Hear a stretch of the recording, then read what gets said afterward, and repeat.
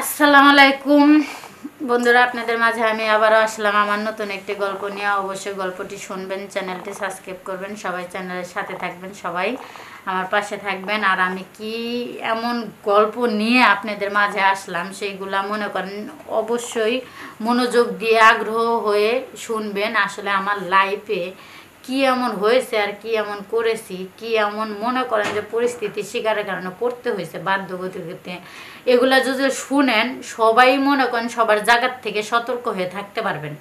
কেননা আমার মতো ভুল কাজ, আমার মতো এরকম মনে করেন যে জানা সত্ত্বেও মনে করেন জ্ঞান থাকা অবস্থাও এরকম মনে করেন যে বেয়াদবি কাজ করাটা সবাই মনে করেন করবে না। আমি পরিস্থিতির শিকার, আমি গরিব অসহায় ছিলাম বলতে আমার করতে হয়েছে, কিন্তু আমার মতো তো আর সবাই না, সবাই তো আমার মতো অসহায় না। তো যাই হোক, মনে করেন যে আমি ছোটবেলা থেকে মনে করেন যে দেশ গ্রামের মেয়ে, আমি গ্রাম অঞ্চলের মেয়ে, সরল সোজা, মনে করেন যে সরল সোজা মেয়ে, সাদা সিধা। আমি তেমন কোনো কিছু বুঝি না, আমার ভিতরে ওইরকম কোনো ভেজাল ক্যাসাল নাই। এরকমভাবে মনে করেন আস্তে আস্তে আস্তে আস্তে বড় হইতেছি। বড় হওয়ার পরে দেখা যায় আমার যখন মনে করেন 9 বছর, তখন আমার মনে করেন যে বাবা মারা যায়। আমার মা আর আমার 2টা বোন, আমি সহ আমার 2টা বোন, মনে করেন যে আমার বোনটা ছোটটা হইলো ছোট আর আমি হইলো সবার বড়। তো যাই হোক, আমরা 3জন ফ্যামিলির ভিতরে, বাবা তো মারাই গেল। বাবা মারা যাওয়ার পরে আমার মা একবারে নিঃস্ব হয়ে গেল। আমার মা কান্নাকাটি করতে করতে করতে করতে দেখা যায় একবারে একটা পর্যায়ে এসে আমার মা অনেক অসুস্থ হয়ে গেল। অসুস্থ হওয়ার পরে দেখা যায় যে আমার মা এখন আর কোনো কাজ কাম করতে পারে না, কোনো কিছু করতে পারে না। তারপরে মানুষের বাড়িতে যায় যায় এই যে 1 করা 2 করা কাম করে দিয়ে দিয়ে মনে করেন যে যে টাকাটা দেয়, যে টাকাটা পায়, ওই টাকাটা নিয়ে এসে মনে করেন যে আপনার হইলো ওই যে সংসারটা চালায়, আমাকে 2 বোনকে চালায়। এরকম করতে করতে করতে করতে করতে করতে করতে করতে করতে করতে করতে করতে একটা পর্যায়ে এসে আমি মনে করেন যে ওই 17 বছর আমার বয়স। যখন আমার 17 বছর বয়স হয়ে গেল, তখন আমার মারে বললাম যে মা, তাহলে তোমার আর কোনো কষ্ট করতে হবে না, আমি ঢাকায় যাব, ঢাকায় যা চাকরি করব, চাকরি করে তোমাদেরকে আমি চালাবো, তাহলে তুমি চলো যাই, ঢাকায় যাই। আমরা তিনজনে মিলে ঢাকায় যাই। পরে আমার মা বলল ঠিক আছে। পরে আমার ছোট খালা ছিল ঢাকায়, পরে আমার খালার মাধ্যমে ঢাকায় আসলাম, এসে বাসা ভাড়া নিলাম। নিয়ে মনে করেন যে আমার খালা যে বাড়িতে থাকে ওই বাড়িতে না, আমাকে অন্য ওই বাড়িতে রুম খালি আসলো না, তার পাশের বাড়িতে আমাকে রুম নিয়ে দিল ভাড়া। নিয়ে দেওয়ার পরে ওইখানে আমরা থাকলাম। দেখা যায় একটা রুম নিয়ে দিল, বড় রুম, ভাড়া হচ্ছে 3000 টাকা। পরে আমার চাকরি ছিল না, পরে আবার আমার খালা, ছোট খালা চাকরির ব্যবস্থা করে দিল, চাকরি বাকরি নিয়ে দিল, চাকরি বাকরি হইলো, চাকরি বাকরি করতেছি, তাও হেল্পারের চাকরি। মনে করেন আগে পরে তো কখনো কাজকাম করি না, এরকম করে হেল্পারের চাকরি করতেছি, বেতনও পাই মনে করেন যে মাত্র 5000 টাকা, রুম ভাড়া হলো 3000 টাকা থাকে, আর 2000 টাকা আমার মা আবার তারা মনে করেন যে ওই বাড়িওয়ালা গো বাসায় টাকে টুকে একটু কাজকাম করে দেয়, সে আবার কিছু টাকা দেয়, তেল সাবান দেয়, আমার মারে হালকা পাতলা একটু কাপড় চোপড় দেয়। দেখা যায় এই মিলায় জিলায় আমি যা নিয়ে আসি, আমার মা কিছু নিয়ে আসে, এগুলা মিলায় জিলায় আমার ছোটো বোনটারে নিয়ে আমাদের সংসারটা ভালোভাবে চলতেছিল। এরকম করতে করতে করতে করতে করতে করতে মনে করেন এক সময় আমি মনে করেন একটা অপারেটর হয়ে গেলাম, ভালো একটা সিনিয়র অপারেটর হয়ে গেলাম। হওয়ার পরে আমার বেতন বেড়ে গেল, তখন আমার মারে আমি কাজ বাদ দিতে বললাম। মা বলতেছে না, বাদ দেবো না, আমার শরীর যে কদিন ভালো আছে এই কদিন আমি করবো। এরকম করতে করতে করতে করতে করতে করতে মনে করেন যে আমাদের সংসারটা একবারে ভালো পজিশনে উঠে গেল। দেখা যায় আমরা চাকরি বাকরি কইরা মইরা দেখা যায় আমরা মনে করেন যে 5 শতক জায়গা জমি কিনে হালাইছি গ্রাম অঞ্চলে। 5 শতক জায়গা কিনা এটা মনে করেন যে থুয়া দিছি বাড়ি করবার লেগে। আস্তে আস্তে আবার টাকা পয়সা জমাইতেছি চাকরি করে করে, যে বাড়ি করার লেগে, মানে ঘর দিব। জায়গা তো কেনা হয়ে গেছে, আমি ঘর দেওয়ার সময় টিন, খাট, বাঁশ, মাছ সব কিছুই, কাঠ, মাঠ, লোহা, পেরা সব কিছুই তো লাগবে। আর এগুলো কিনতে গেলে তো টাকার দরকার আছে, টাকা না থাকলে কিনবো কি দেয়া। তারপরে আস্তে আস্তে মনে করেন যে বেতন পাইতেছে, আস্তে আস্তে টাকা জমাইতেছে আর করতেছে। এরকম করতে করতে করতে করতে করতে করতে করতে করতে করতে করতে একটা সময় সব কিছু হয়ে গেল। সব কিছু হয়ে যাওয়ার পরে দেখা যায় সুন্দর করে একটা বাড়ি করলাম। বাড়ি করে মনে করেন যে থুয়া দিলাম। থোয়ার পরে আমার মারে আর আমার বোনরে আইনা বাড়িতে রাখা আমি আসলাম। আসার পরে মনে করেন যে বড় রুম সাইডে দিয়ে আমি একটা পকেট রুম নিলাম। পকেট রুম নিয়ে পকেট রুমে থাকা শুরু করে দিলাম। থাকতে থাকতে থাকতে থাকতে হঠাৎ করে মনে করেন যে ডিউটি অবস্থায় থাকতে আসার সময় ওই সন্ধ্যা রাতের 10টা বাজে ছুটি হয়েছে, আসার সময় হঠাৎ করে আমি একটা অটোর সাথে অ্যাক্সিডেন্ট হয়ে যাই। ওই অ্যাক্সিডেন্ট হওয়ার পরে মনে করেন যে আমার সমস্যা হয়ে যায়।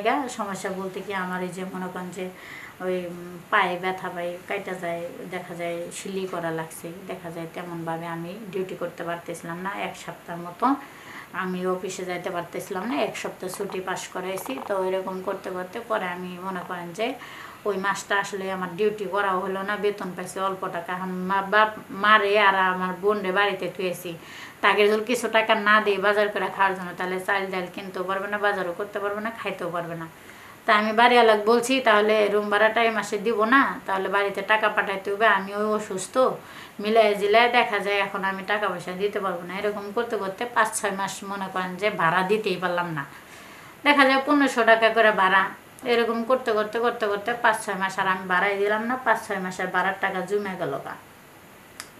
আজ আসে ভাড়া চাওয়ার জন্য, কাল আসে ভাড়া চাওয়ার জন্য, এরকম করে চাইতে চাইতে চাইতে চাইতে চাইতে চাইতে মনে করেন যে ভাড়া চাইতে চাইতে মনে করেন যে বেশি হয়ে গেল। একবারে 5-6 মাসের ভাড়া জমে গেছে গা।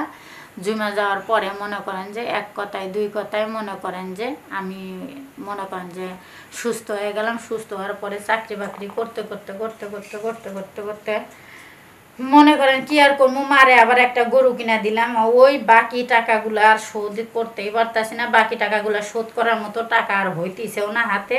কিন্তু তারপরের থেকে প্রতি মাসেরটা প্রতি মাসে ক্লিয়ার করে দিতেছি, কিন্তু বাকি বকেয়া যে পড়ছে এই ভাড়াগুলো শোধ করার মতো টাকাটা আর আমার হাতে হইতেছে না। এরকম করতে করতে করতে করতে করতে করতে একটা পর্যায়ে গিয়ে দেখা যায় যে আমি মনে করেন যে হঠাৎ করে আমার চাকরিটা চলে যায়। তখন আমি কি করব, বা বকেয়া রুম ভাড়াগুলো তো থাইকেই গেল। চাকরিটা চলে যায়, এখন রুম ভাড়াও দিতে পারতেছে না, কিংবা বাড়িতেও পাঠাইতে পারতেছি না, নিজেও খাইতে পারতেছি না। এরকম করে কষ্টের ভিতরে চলতে চলতে চলতে চলতে চলতে চলতে মনে করেন যে একটা পর্যায়ে গিয়ে দেখা যায় আমার একবারে সমস্যা হয়ে দাঁড়াইলো। পরে আমি বাড়িতেই মনে করেন যে কাজ করা শুরু করলে দিলাম আমাদের ঘরের কাছে কাপড় চোপড় ধুই, রুম টুম পরিষ্কার করে থালা বাটি ধুই, রান্না বান্না করে দিই, এগুলার কাজ শুরু করে দিলাম। এগুলা করতে করতে করতে করতে একটা পর্যায়ে দেখা যায় আবার ওই অফিস থেকে নিয়োগ শুরু করে দিল। আবারও আমার চাকরি ওই অফিসে হইলো, আবারও চাকরি নিলাম। এরকম করতে করতে করতে করতে করতে করতে করতে করতে চাকরি করতে করতে আবারও মনে করেন সব কিছু সফলের ভিতরে নিয়ে আসলাম। যেমন মারে টাকা দিলাম বোনরে খাওয়ানোর জন্য, মা খাওয়ার জন্য, তাদের কাপড় চোপড় অসুখ বিসুখ ভালো মন্দ লাগিয়া দিলাম। 1 কথায় 2 কথায় এরকম করে দিতে দিতে দিতে দিতে দিতে দিতে মনে করেন একটা পর্যায়ে গিয়া দেখা যায় যে আমার মনে করেন যে একবারে সেই পজিশনে এসে গেল। কিন্তু বকেয়া টাকাগুলো আমি শোধই করতে পারতেছি না। হঠাৎ করে একদিন আমার মাথা ঘুরাইতেছে, আমি আর ওই দিনও অফিসে যাই না, বুধবারের দিন ডিউটিতে না যায় আমি ঘরে শুয়ে রয়েছি, দরজা গুছাইয়া, কারেন্ট গেছে গা বাতাস খাওয়ার জন্য দরজা। পরে ভিত্তিতে মনে করেন যে এরকম করে টাকা পয়সা বাপ মারেও দিলাম, আমিও মনে করেন যে কিছু রাখলাম। এরকম করে চাকরি বাকরি মনে করেন যে সোজা হয়ে দাঁড়াইলাম। দাঁড়ানোর পরে 1 কথায় 2 কথায় বাড়িওয়ালা এখন মনে করেন যে আইসা আমারে বলতেছে, কে গো তুমি আজকে অফিসে যাও নাই? পরে আমি বললাম যে না, আজকে আমার শরীরটা ভালো না, তো আমি এখানে বাসায় আছি, কিছু বলবেন? কই দরজা এমনি গুছাইয়া মুছাইয়া কাপড় মাপড় ছড়াইয়া মরাইয়া খুইলা মুইলা এবার হুইয়া রইছো কি লেগা? বললাম যে শরীরটা ভালো লাগতেছে না, অসুস্থ, কারেন্ট গেছে, তার লেগে এবার হুইয়া রয়েছি। 1 কথায় 2 কথায় কাছে যায় বললো, বৈশা হেরে তখন আস্তে আস্তে কথা কইতে শুরু করে দিল।